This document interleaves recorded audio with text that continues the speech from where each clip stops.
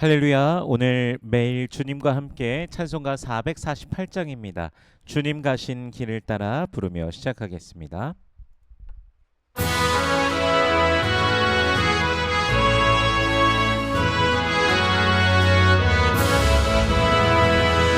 주님 가신 길을 따라 좁은 길로 가오리나 강이 좁은 넓은 길로 많은 사람 갈지라도 멸망으로 가는 길에 나는 가지 아니하고 주님 가신 인생의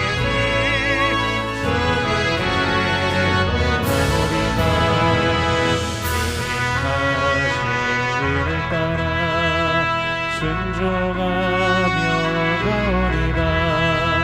많은 사랑 믿음 없이 넓은 길로 갈지라도 멸망으로 가는 길을 나는 가지 아니하고 주님 가신 생명의 길 좁은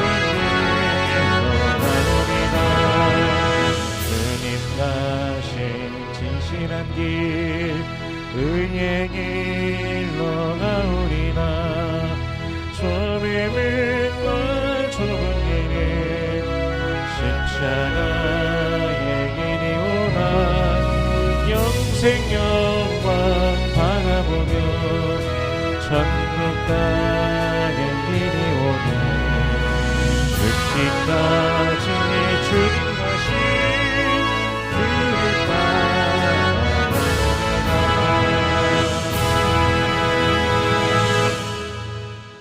아멘. 오늘 함께 나눌 말씀은 매일 주님과 함께 열왕기상 1장 28절에서 37절까지의 말씀입니다. 열왕기상 1장 28절에서 37절까지의 말씀입니다. 봉독은 32절부터 37절까지의 말씀을 봉독하겠습니다.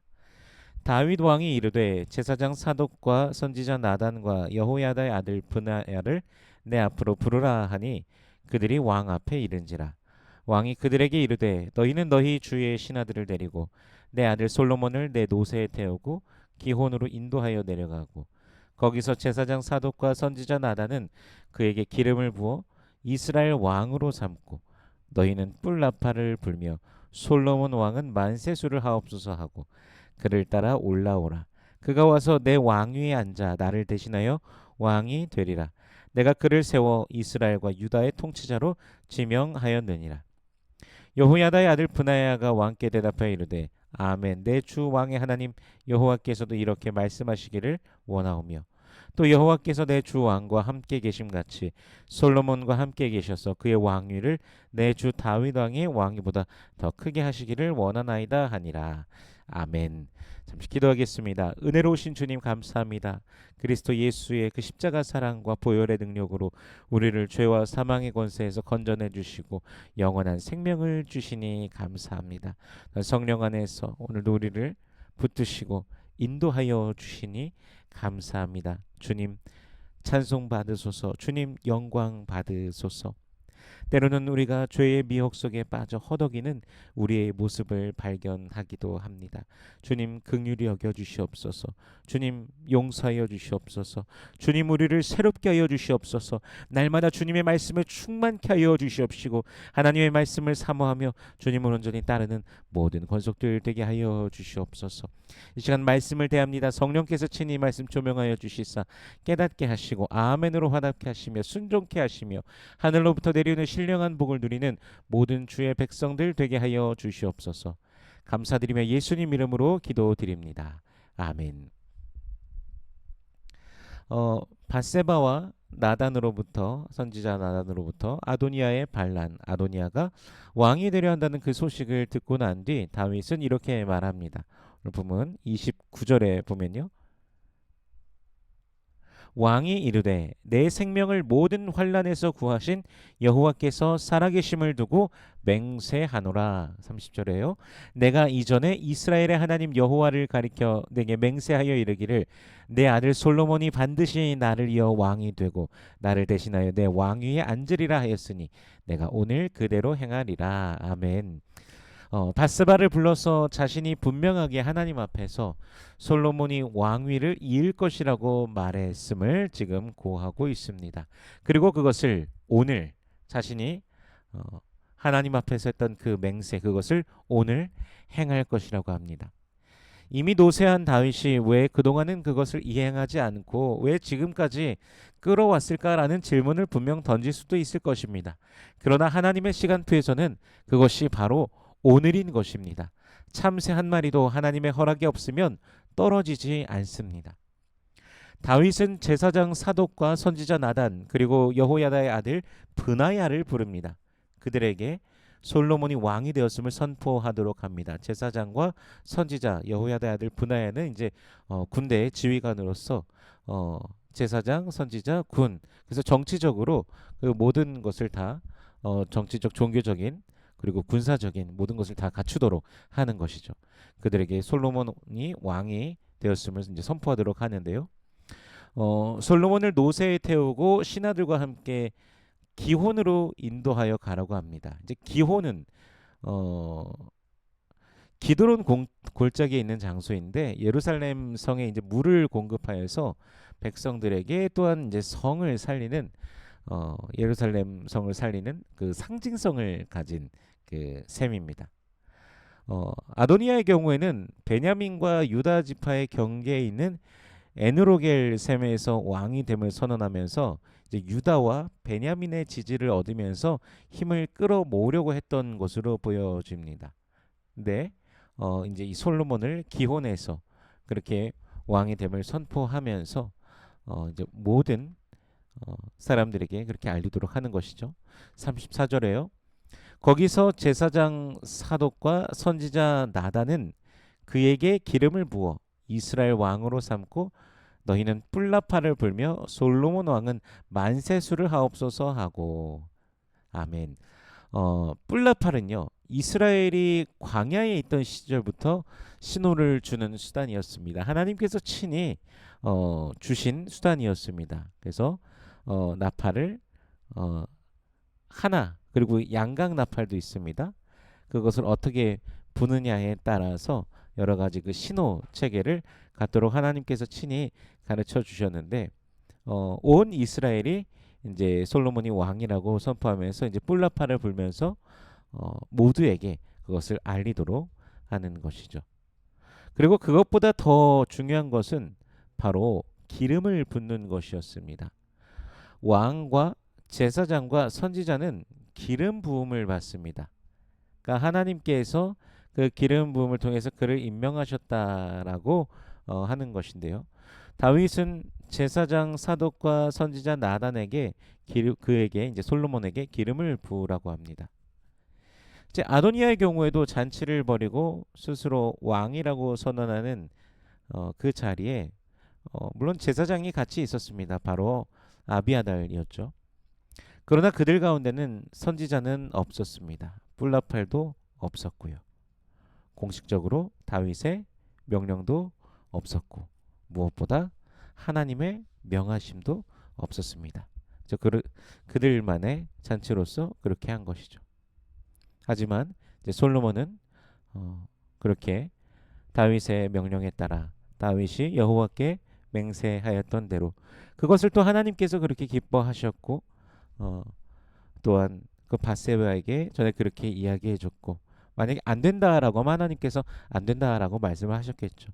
뭐 성경에 이제 그 부분에 대해서 자세하게 나와 있지 않기 때문에 우리가 다는 알지 못하지만 분명히 다윗이 솔로몬을 그렇게 왕으로서 세우겠다라고 하는 것을 하나님께서 들으시고 또 인정하시고 또 것으로 여겨집니다. 또한 그 솔로몬의 그 또 다른 이름이 있습니다. 여디디아라는 이름입니다. 하나님께서 사랑하신다라는 의미를 가지고 있는데 그가 범죄한 이후에 낳게 된 아들이 바세바를 통해서 낳게 된 아들이지 않습니까? 그래서 그가 회개한 이후에 하나님께서 또 주신 아이로서 또 하나님께서 그를 또 세우시고 또 그런 과정들을 통해 보았을 때 오히려 죄인을 다윗도 마찬가지로 죄인이죠. 우리도 모두가 죄인이고요.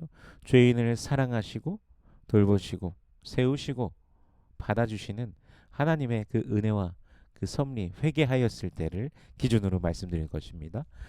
회개한 죄인을 주님께서 받아주시는 그 놀라우신 또 은혜를 또 우리가 볼 수 있게 됩니다. 다시 본문으로 와서 좀 생각해 본다면요. 왜 이렇게 긴박한 상황이 또 이 본문의 장면 속에서 발생하고 있을까라는 질문을 던져볼 수 있을 것입니다. 그것도 다윗 왕의 시대. 그 다른 누구보다도 하나님을 사랑하고 하나님을 날마다 찬양하고 높였던 다윗. 또 하나님께서 그신 축복과 그의 은혜를 더하시사 그 사무엘하 7장에서도 그에게 영원한 왕좌를 약속하시면서 하나님께서 그런 언약을 맺은 자인데 왜 이런 일이 또 생길까라는 것을 우리가 생각해 보게 됩니다. 아까도 잠시 나눈 말씀이지만 마태복음 10장 29절에서 참새 두 마리가 한 아사르온에 팔리지 않느냐 그러나 너희 아버지께서 허락하지 아니하시면 그 하나도 땅에 떨어지지 아니하리라. 아멘. 하나님께서는 그러니까 이 상황을 허락하신 것이죠. 아도니아는 왕권에 대한 탐욕이 있었습니다. 자신이 분명히 그 다음 서열이기 때문에 내가 왕이 돼야지라는 그런 탐욕이 있었던 것이죠.